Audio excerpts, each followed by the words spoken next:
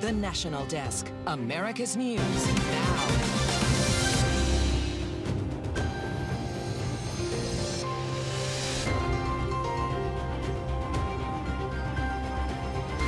New plans for 2024 following big wins in several states on Election Day. The strategy Democrats are looking to utilize next year. We have new poll numbers on Israel's response to the Hamas terrorist attack, how Americans are divided. Plus, taking sides. The fact-check team investigates claims of social media slant, what some lawmakers would like to see happen to TikTok over Israel-Hamas war posts.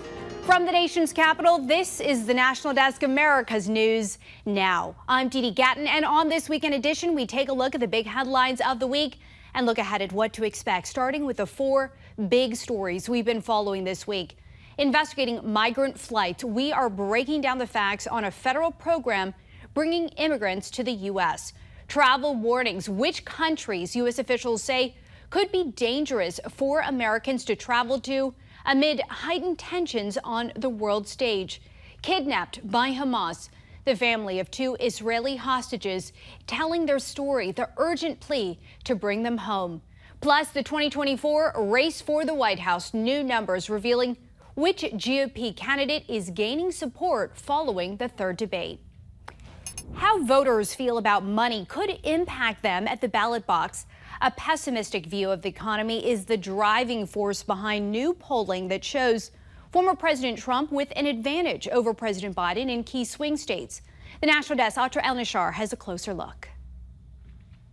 The 2024 presidential election is 1 year from this week, and when it comes to the issue Americans say is most important to them, the economy, President Biden has a steep uphill climb ahead of him.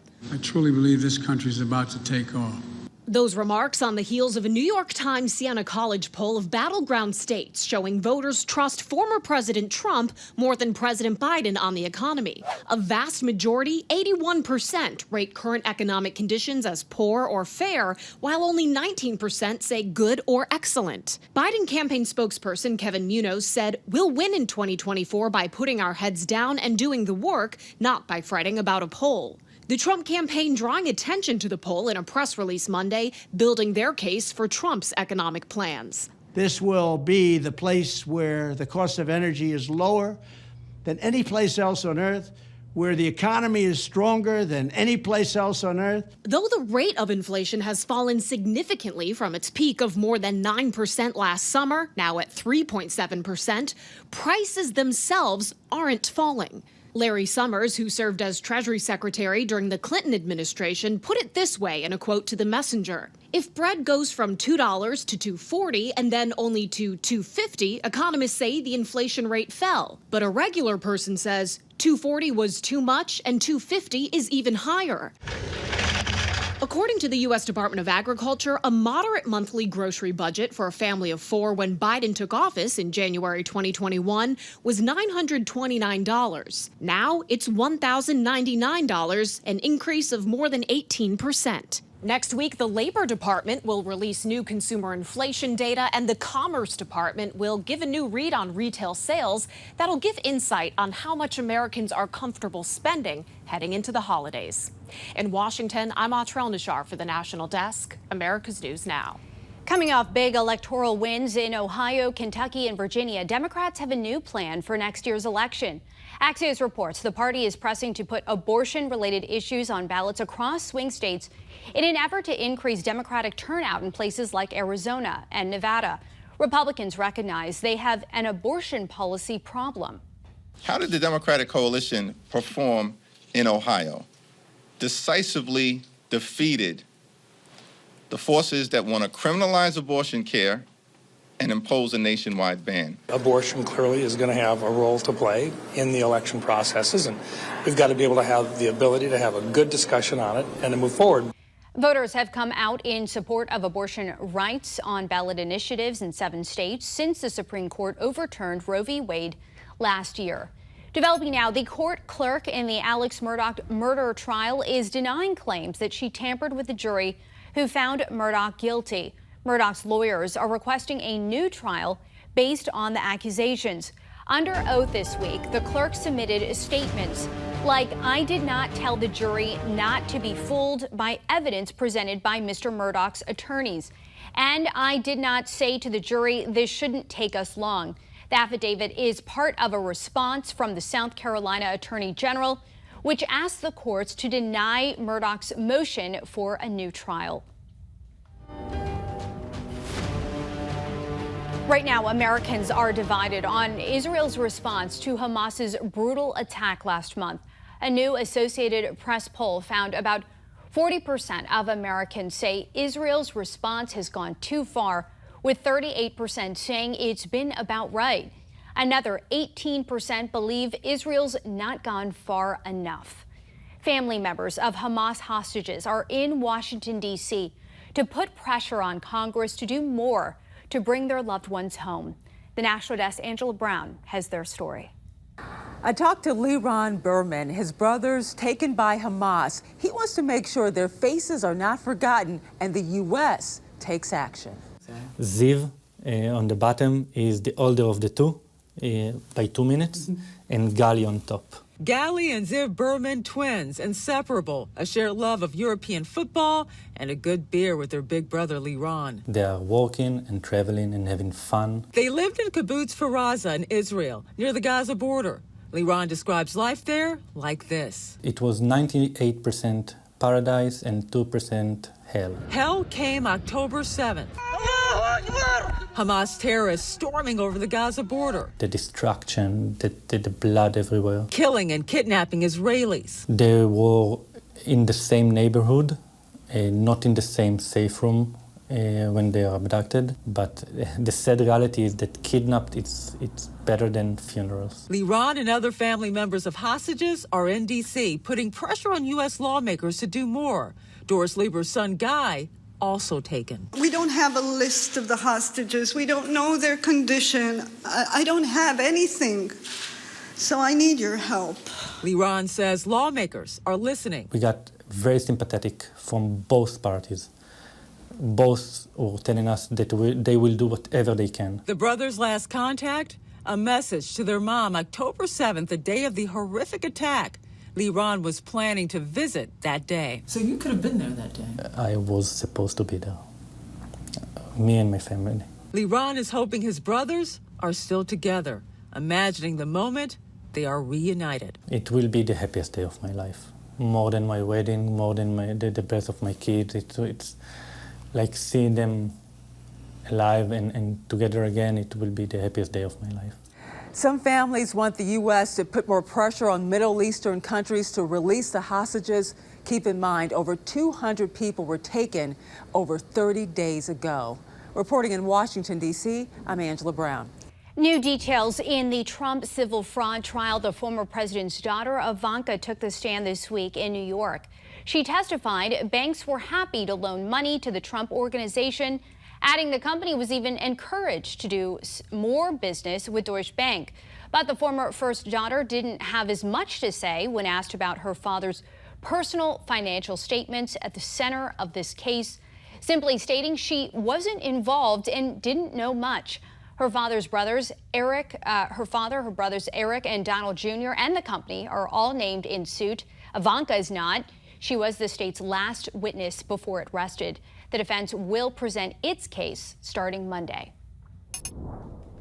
New York City has struggled to provide shelter and other assistance to migrants being relocated there and is now offering them one-way tickets to fly anywhere in the world. I'm back with Connor from the Fact Check team. This has been compared to another migrant flight program. The New York says in theirs, people aren't being coerced to leave. Give us the facts. Right, Eugene. You might remember this summer, Florida was criticized for flying 36 migrants to Sacramento and also flying 49 migrants from Texas to Martha's Vineyard. Yeah, Florida was accused of making false promises of jobs and benefits to those migrants. Another migrant flight program is the federal government. That's right. I found there's a federal program that uses planes to transport migrants into the United States.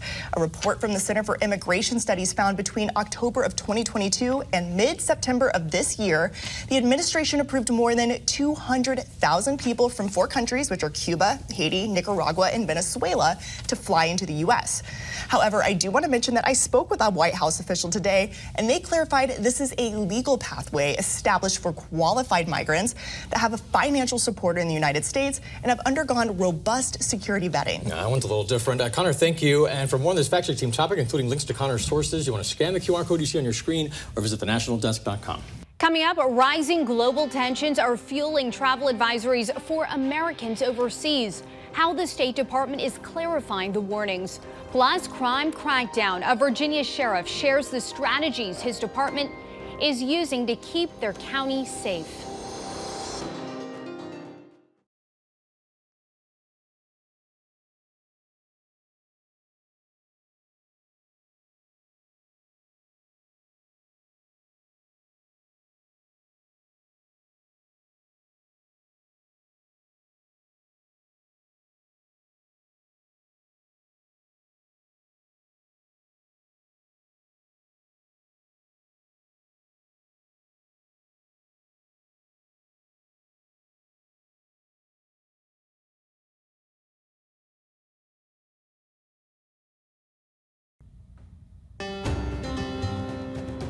According to the FBI's annual crime report, violent crime across the U.S.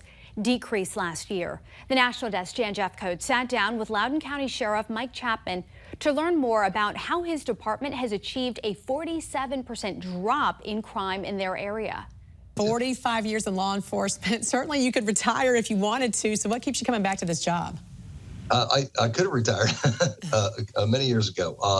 I tell you what, it's first of all, it's humbling to be reelected, and it's just all about service. And I can tell you, I am so honored to be in charge of this wonderful agency with so many dedicated men and women that really want to serve their community and not only reduce crime but educate our citizens out there, do everything they can to keep our citizens safe. What do you attribute to that reduction in crime?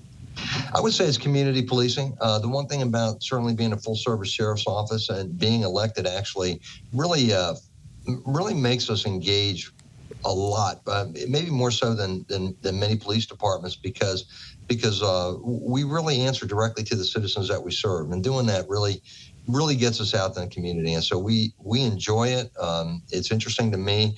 We've done a very good job at hiring people, and many of the folks that come this way come because of the fact that we're so engaged with the community. I get an opportunity to interview everybody just about that's going to come on this job, and when I do that, the thing I hear most often is our reputation for community engagement and professionalism. And that trust between the community and with your officers there, your deputies, it's so important. How did you get there? And what's your advice to other sheriffs around the country who are struggling perhaps to bridge that gap? Well, I would just say it's just a matter of being diligent. One of the things that we do here is every online complaint that comes in and every compliment, quite frankly, that comes in, I get to see. And even though we're an 850-person organization, we want to make sure that we answer every single concern the citizens have. So I'll assign it, or sometimes I'll make a call myself. Sometimes people are kind of surprised that the sheriff picked up the phone to call them and answer their concern. But we do that. I think it's just about developing that trust and confidence with the citizens that we serve. They feel comfortable with us, and they're not afraid to tell us what's going on out there, and it helps us with our investigations. To have trust with the community, to be able to follow up on cases, to have people that will actually report things to you because they're not afraid to do that, and they know that we'll protect the information that we get. It goes a long way, and so we're very, very confident in the way that we handle things, and it's worked out very well so far. Speaking of investigations, Loudoun County Public Schools did become the epicenter over the national debate for parental rights. There were quite a few investigations in several schools. You had to investigate sexual assaults. And it seems one of these situations where you don't even expect some of this to be happening in middle schools and in high schools there across the county. Why do you think we are seeing more police reports out of public schools in general? I think it's because parents are getting more engaged, and I think there's a lot of things that they were not aware of along the way, and a lot of that got exposed over the past couple of years, certainly with Loudoun County being the epicenter of a lot of that reporting. But it really kind of enlightened parents as to what's going on with our school boards, with our school administrators, what's going on with the safety and security at the schools. Now, we've got a nationally recognized and awarded school resource officer program. So we feel very good with our engagement with the schools. And it's not just about, being there in case there's an active violence situation, but we engage. We're very communicative with the people that we serve in the schools, the parents, the teachers, the students. And I think a lot of that, that engagement actually has helped us out. But I think when you're looking at what's going on nationally, there was kind of a wake-up call a couple of years ago, and a lot of these things that would have maybe not been reported, or certainly not the details, are now coming to light. And I think that's good because it engages the parents, it engages the students, it engages the administrators. It gets everybody into the mix so that we can actually solve these problems collectively. And I think that's the difference that we're seeing here. Loudoun County Sheriff Mike Chapman, again, congratulations and best of luck to you. Thanks for joining us. Thank you, Jen. Appreciate it. Right now, the State Department is facing questions over its long list of travel advisories for Americans as global tensions rise over the Israel-Hamas war. The department recently issued a worldwide caution for Americans looking to travel anywhere abroad. It cites the potential for terrorist attacks, demonstrations, or violence against U.S. citizens and interests. Americans are now considered either at increased risk or completely unsafe in 110 countries, more than half of countries the U.S. recognizes. A department spokesman attempted to clarify the warnings. I would not say that there is some kind of trend or anything like that. So is it not concerning overall? How would you categorize looking at the big picture right now? This isn't about the big picture. This is about the specific travel indicators and safety indicators in a specific country. And the U.S. has faced criticism from several countries like Iran and Russia over its support of Israel. Right now, many Americans are preparing to travel within the country this holiday season. The National Desk, Cassie Arsenault, has ways to secure your best deal. Have you booked your holiday travel yet? And I'm not just talking about Thanksgiving. I'm talking about Christmas and New Year's too. Whether home is a beach location in Florida, or maybe you're headed to the desert in Arizona. Or maybe you're going to the Windy City in Chicago. Whatever it is, the longer you wait, it could cost you $40 more per day. No one should be alone on the holidays, so if you're doling out the cash to travel to family and you don't want a humbug attitude about the prices, the best time to buy a ticket for Thanksgiving, Christmas, and New Year's was before October 14th. And if you missed that memo, not to fret. The cost of a ticket is down this year compared to last. Yes. And for Christmas or New Year's, the prices haven't reached their peak yet. That will happen about 3 weeks out. So if you have not booked for any of those, you need to book now.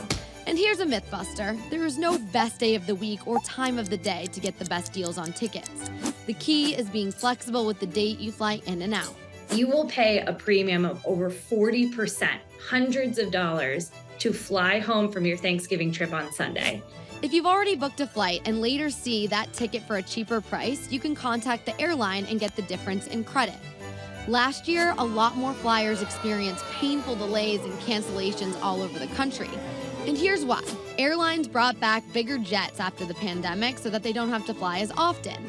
But when a flight does get delayed or canceled, it's affecting a lot more people. The biggest thing that consumers need to know is that you have to be your own advocate and you have to come prepared. Here's how you can try to protect yourself. First, make sure you have your airline app downloaded. You may get a notification on your phone before it's announced publicly. Then you can rebook a different flight without waiting in line or calling by phone. You can also get a flight disruption plan on services like Hopper for a small fee. That way, if your flight does get canceled, you get rebooked on the most convenient flight for you on any airline. And know what your airline offers for deals when you book a ticket. Most have to give you meal vouchers or hotel vouchers if you're delayed more than 4 hours. And remember, you don't need to get a refund right there at the airport. If chaos ensues, you can get on another flight and call the airline after you land to get your refund. Happy holiday travels to all. Bye. And to all, a good night. Good advice. The holidays will be here before you know it. Still ahead here, food insecurity surge, the state where food banks are seeing an increase in demand. Plus, the plan to reintroduce grizzly bears is getting pushback in Washington state. Why opponents say the bears could harm the community.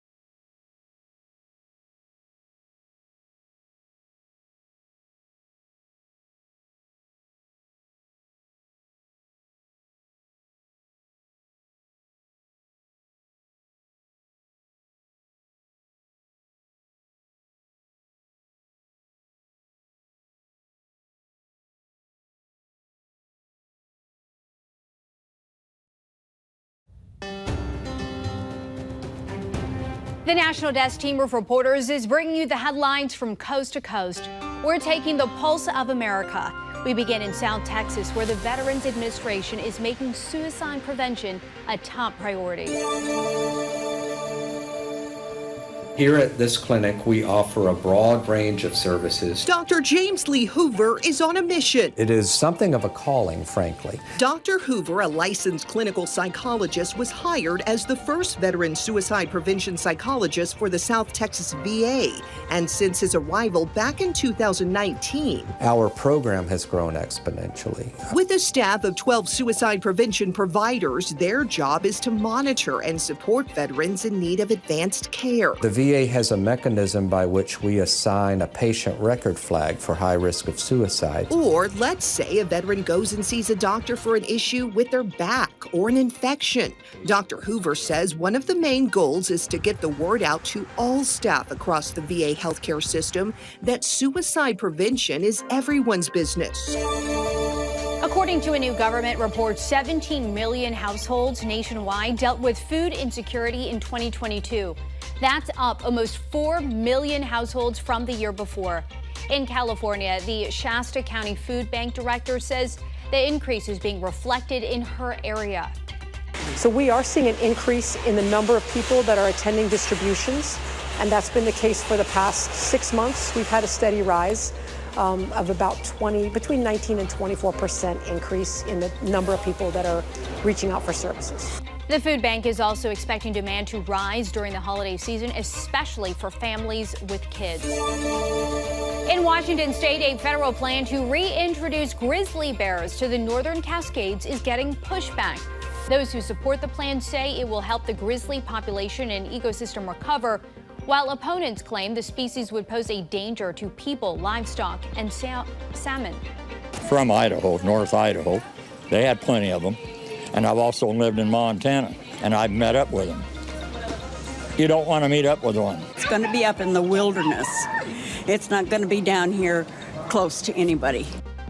The last grizzly sighting in the area was in 1996. Officials are expected to make an official decision about the plan by spring.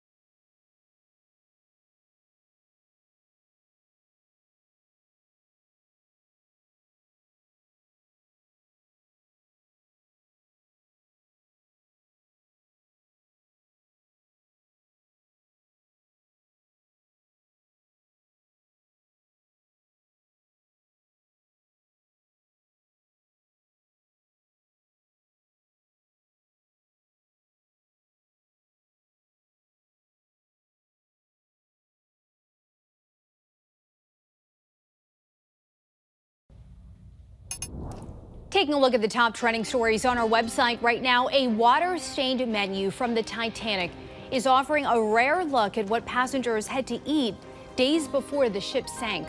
Oysters, lamb, and duck were all on the menu, which is on sale this weekend for up to $86,000. The family of a Tennessee National Guardsman who died in a Black Hawk helicopter crash earlier this year now has their mortgage paid in full. It's all thanks to nonprofit Tunnel to Towers, which is paying off 50 mortgages to honor heroes for Veterans Day. Those stories and much more available right now at thenationaldesk.com. It's the end of an era. The Smithsonian's National Zoo officially said goodbye this week to some very popular, now former, Washington, D.C. residents, the 3 giant pandas.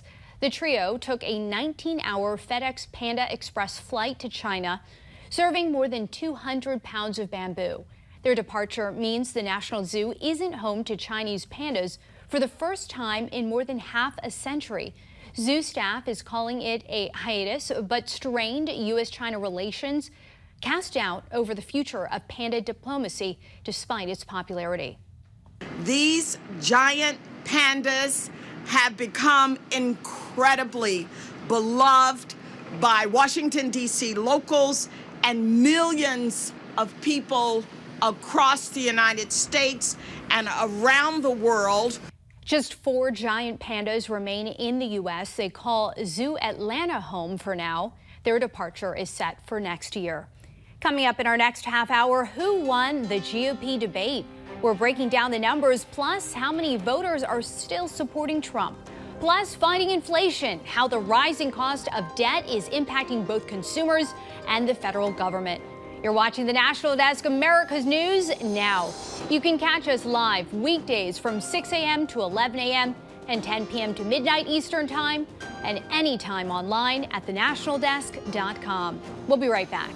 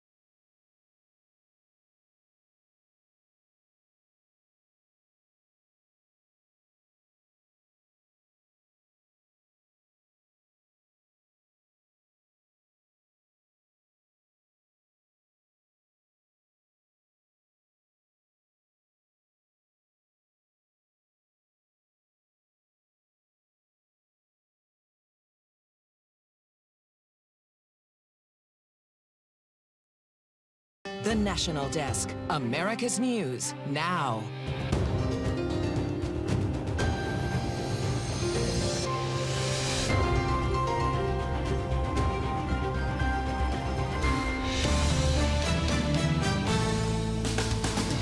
From the nation's capital, this is the National Desk, America's News Now. I'm Dee Dee Gatton, and this week 5 Republican candidates made their case for commander-in-chief to a deeply divided electorate as the fighting continues in 2 wars. Who won the 3rd Republican debate? A 538 Washington Post Ipsos poll of potential Republican voters who watched finds say 34% say former UN ambassador and former South Carolina Governor Nikki Haley performed best. Florida Governor Ron DeSantis comes in second with 23% rating him best.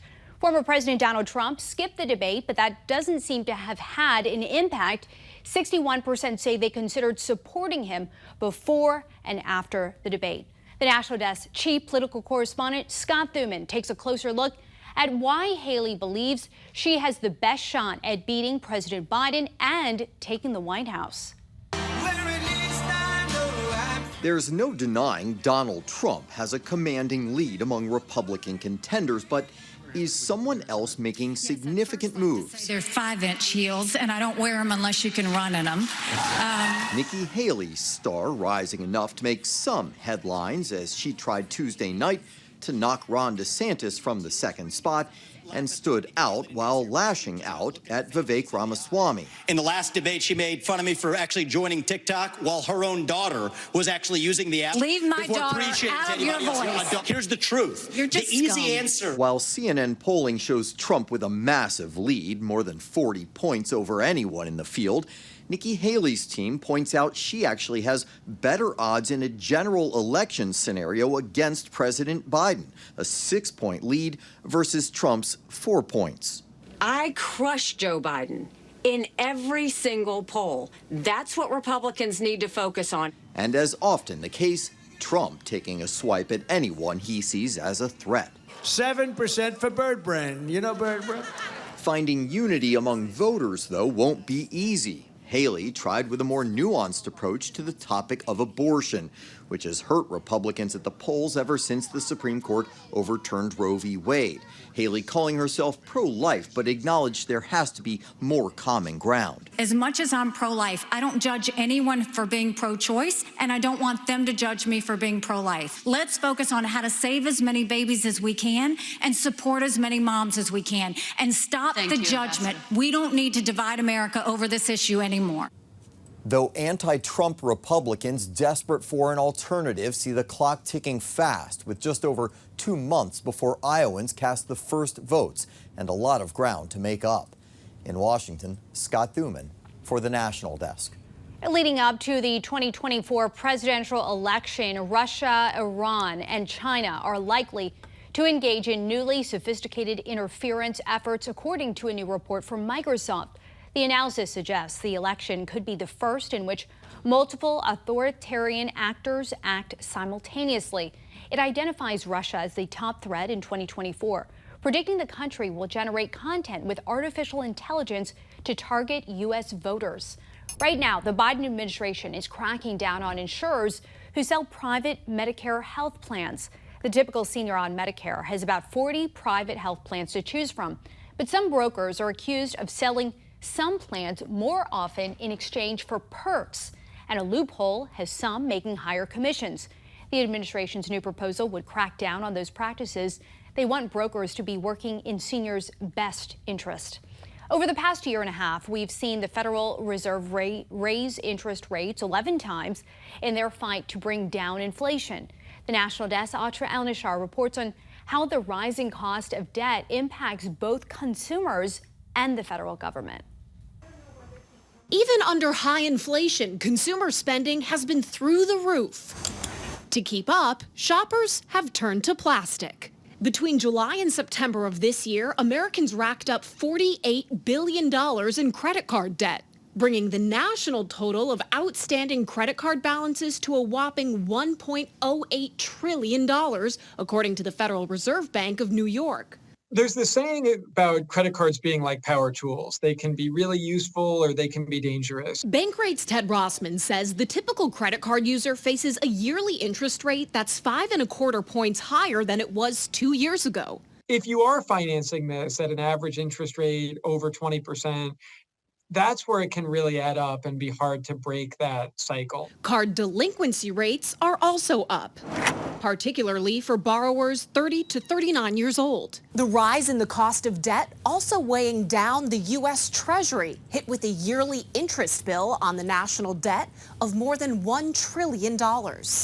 According to a Bloomberg analysis of Treasury data, annualized interest payments crossed the $1 trillion mark at the end of October. As of this week, the Treasury reported debt held by the public stands at $26.6 trillion. We have to put forward fiscal plans that will keep the deficit manageable. Most plans get bogged down by Washington. Democrats support more IRS funding to enforce existing tax law and bring in more revenue. Republicans oppose that and instead have called for cuts to government spending on things like clean energy tax credits. Each day that passes without a set plan to bring down the debt, the taxpayer bill, now and for generations to come, gets bigger and bigger. On Capitol Hill, I'm Atrell Najjar for the National Desk, America's News Now. Keeping an eye on your money, some relief for those in the market for a new house. Mortgage rates tumbled this week, resulting in the biggest one-week drop since last November. Freddie Mac reports the benchmark 30-year fixed-rate mortgage fell to an average of 7.5% in the week ending November 9th. For the same period in 2022, it was 7.08%, which was the highest rate last year. New details: 7 Nashville Police Department employees have been placed on leave as the department tries to figure out who leaked images of the Covenant school shooter's alleged manifesto. The images of the writings, which were posted Monday by a conservative podcast host, are said to have been left behind by 28-year-old Audrey Hale. Hale was killed by police after opening fire at a Nashville private Christian school in March, killing 3 children and 3 adults. Covenant school parents filed a lawsuit earlier this year to prevent the manifesto's release amid concerns of a copycat attack. We saw this in Allen, Texas, where that shooter referenced the Covenant shooter. How many more people have to be killed in a senseless way so that you can get clicks? The department says the images are not official crime scene photos, but the leaker or leakers could be fired for breaking policy. What criminal charges they could face, unclear. Senator Josh Hawley is calling for a TikTok ban over what he calls pro-Hamas content. I'm with Janae from the fact-check team, the Republican from Missouri, pointing to the impact on the app's young users. What are the facts? Well, Eugene, one of the main points of his argument is new results from the Harvard CAPS poll. Now it shows 51% of Americans between the ages of 18 to 24 believe the Hamas killing of Israeli civilians can be justified. Now, Hawley blames TikTok for this, pointing to the large amount of anti-Israel content on the platform. And earlier, Courtney explained more TikTok content includes the hashtag Stand With Palestine, then Stand With Israel. Any word from TikTok on this? Right, so TikTok is refuting a lot of these claims and criticisms, analyses, and they say from October 7th to October 31st, the hashtag Stand With Israel has gained 1.5 times more views than Stand With Palestine. Now, they have also removed millions of videos and fake accounts violating their policies, including content promoting Hamas. But Eugene, I think it's safe to say no matter what TikTok does, it's not enough for these leaders that want to get it banned. It sounds like it. Janae, thank you. And find more on this fact-check team topic, including Janae's sources, by scanning the QR code on your screen or head over to thenationaldesk.com. Still to come, our team of correspondents breaks down this week in Washington, from the 2024 race to the White House to the latest on the Hunter Biden business investigation.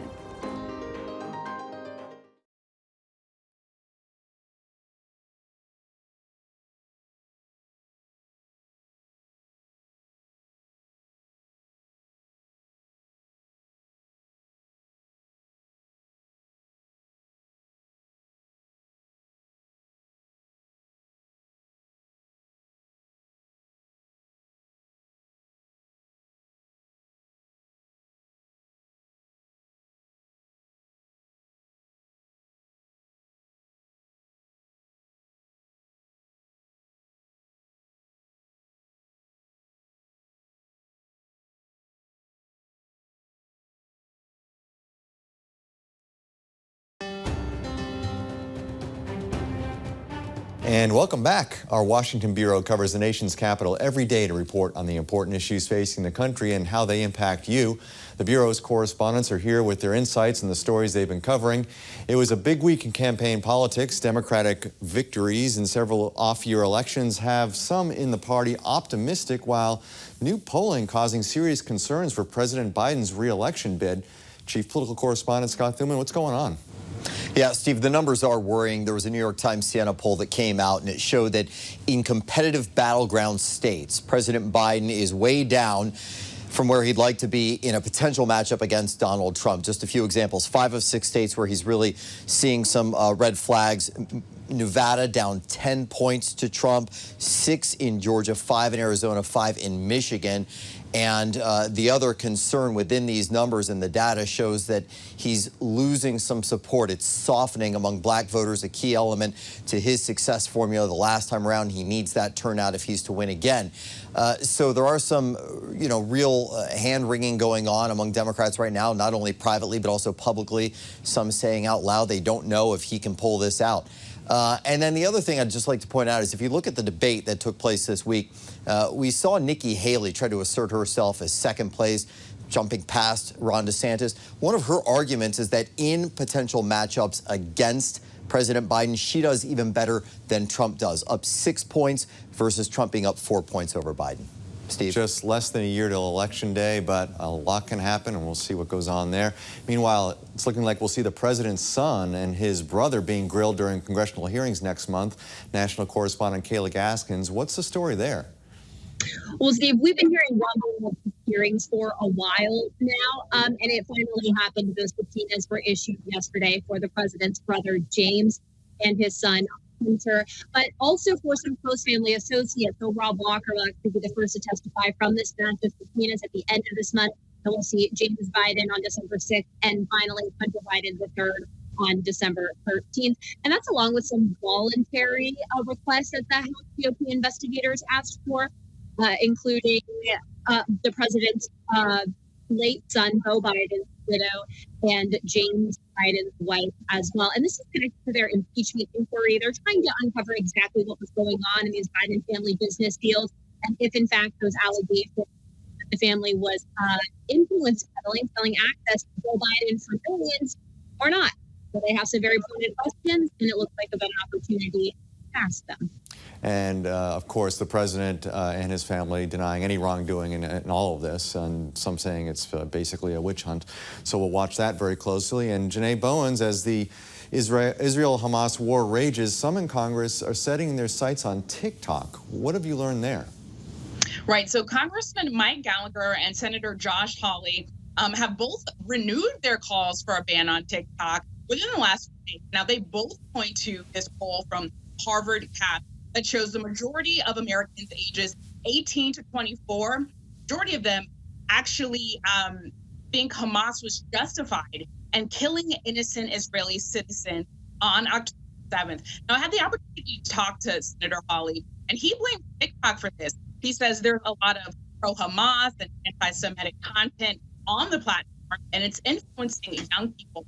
He also pointed to a report from Axios that showed that there were hundreds of millions of more views on content, the hashtag Stand with Palestine, and posts with the hashtag Israel. TikTok is disputing these claims, and Hawley is looking for a ban. He says TikTok is spyware for his government. Yeah, just the latest piece of evidence that those who want to ban TikTok are using in their argument against TikTok. Janae, Kayla, Scott, thank you all for your hard work. Back to you. Right now, environmental groups are calling lead contamination in the drinking water at schools a serious public health threat. A new report gives an F to most states for not doing more to address the problem. Spotlight on America, national investigative correspondent Angie Moreski looks at concerns that even low levels of lead in school drinking water could be harming kids. Safe drinking water at school is one of the most basic expectations parents have, but testing of school water nationwide is raising serious concerns. How big of a problem is this? It's a really big problem. Environment America Director of Clean Water John Rumpler is sounding the alarm. We're finding lead contamination is widespread in school systems across America. For this Get the Lead Out report, researchers reviewed available water testing data for schools nationwide and found in nearly every state, roughly half the schools tested found lead at one or more taps. Low levels of lead can do things like lead to loss of IQ points, stature, brain damage, behavioral problems, learning disabilities, and the like. The report grades every state on efforts to protect drinking water in schools. The majority, 27 states, got Fs, 8 got Ds, 13 Cs, only 3 got Bs, including Washington, D.C. public schools, and none got As. Nearly a decade now after the Flint water crisis, Michigan gets an F in the Grading the States report and still has no law or regulation to stop lead contamination in the drinking water in schools. Flint was thrust into the national spotlight in 2015 after the city changed its water source to the Flint River. It caused lead pipes to corrode, exposing some 100,000 residents to smelly, brown, lead-poisoned water and causing outrage. I'm definitely not ever drinking the water, and I'm never going to let my son drink it again. The dangers of lead contamination became a frightening reality for those parents, and now Environment America warns is still a concern today. Public health experts tell us there is no safe level of lead for kids. That's especially concerning for Tommy Covell, a parent and teacher in Grand Rapids, Michigan, who talked with Spotlight on America while picking up his son from school. Lead is a concern for me, but we want to make sure that our schools are safe places, specifically the dangers that it poses to our children. Environment America, joined by the U.S. Public Interest Research Group, National PTA, and National Education Association, sent this letter to the EPA calling for the agency to do more to protect water in schools by lowering the action level for lead in school water to no more than 1 part per billion from its current 15 parts per billion, saying that is simply too high to protect public health. The Get the Lead Out report also recommends replacing lead service lines supplying water to schools and replacing those old-fashioned water fountains with filtered bottle refilling stations, something Covell School has already done. In my classroom, I get to fill my bottle up very quickly and easily at any point, and it's clean water. Spotlight on America specifically asked the EPA if they will lower the action level for lead in water in schools to 1 part per billion. They would not answer that question directly, but provided information on a proposal to update and strengthen regulations for drinking water nationwide. For more on that, we'll have a link for you in this story at SpotlightInvestigates.com. For Spotlight on America, I'm Angie Moreski. Ahead on the National Desk, America's News now, caught on camera. Any available city or county unit that is in Tooele City, if we can get their assistance. Brand new body camera video showing police officers' heroic actions after a fiery truck crash in Utah.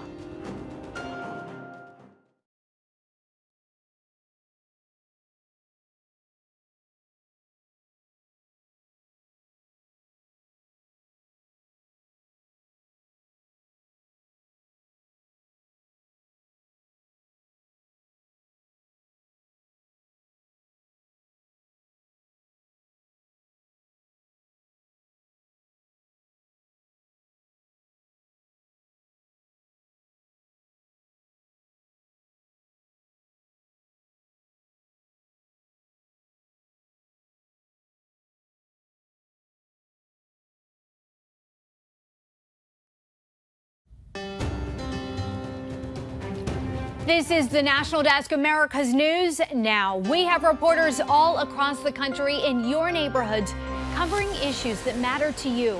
From a Utah police officer's quick response to a fiery truck crash to helping homeless vets in Texas.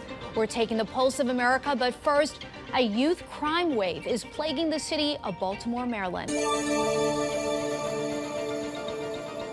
This video captures a 12 and 14-year-old viciously attacking this woman shortly after she parked her car. They didn't even give me a chance for me to give them whatever they wanted. They just jumped on me and started pushing me and punching me and stuff. The two suspects released just 2 hours later. As you see the robbery numbers, 223 compared to 113 this year. As the robbery numbers involving juveniles goes up, so does the frustration among city and state officials. We can't continue to have this situation where young folks feel like they can act with impunity. Culminating to a letter to Commissioner Worley and DJS Secretary Vincent Schiraldi demanding accountability. It is not acceptable for the victim. It is not acceptable for the general public, and it's also not acceptable for those young people.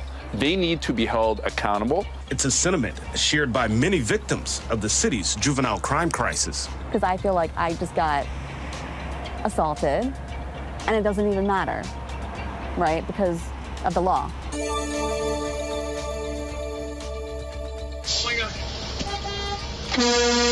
Uncontrollable Through the intersection, a semi-truck smashes into cars. On the sidewalk, zipping by businesses, the worst just a few seconds from unfolding. The truck ends up on Main Street in Tooele, where it meets more unsuspecting drivers head-on, ricocheting into a car dealership, taking out everything in its path, and starting the first of multiple fires. The cops could see the out-of-control truck from their cruisers, and just getting to the scene, they had to navigate a maze of destruction. Where's the driver? Lieutenant Hansen with the Tooele City Police Department is one of the first on scene and runs straight to the burning building. Backing up, Lieutenant Hansen gets a front row seat to the growing fire. We've got explosions from the semi on fire. There's McConnell Mall. Windy Fire Department, quick. And to Quality, we now have an explosion over at Quality.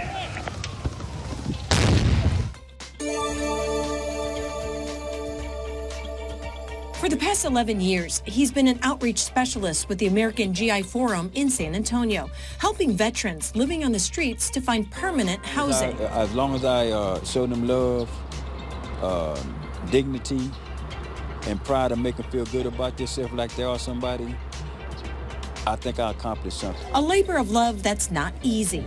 Take a look at these numbers from the Housing Assistance Council. There are more than 1.4 million veterans living in Texas. Over 250,000 veterans experience housing problems. Nearly 2,000 across the state remain homeless. They've been holding in stuff so long they just break down and cry.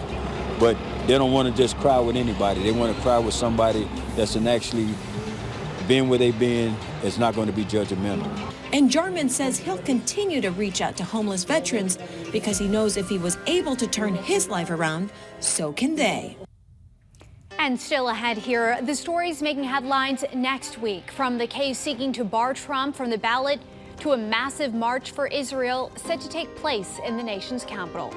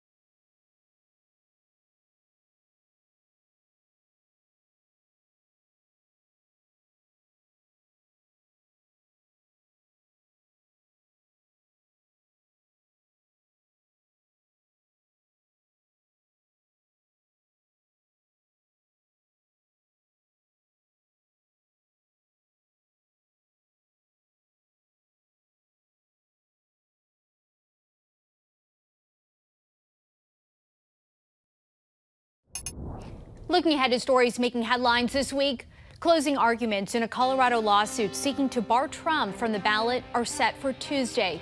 The suit argues Trump is ineligible to serve as president because of the insurrection clause in the Constitution.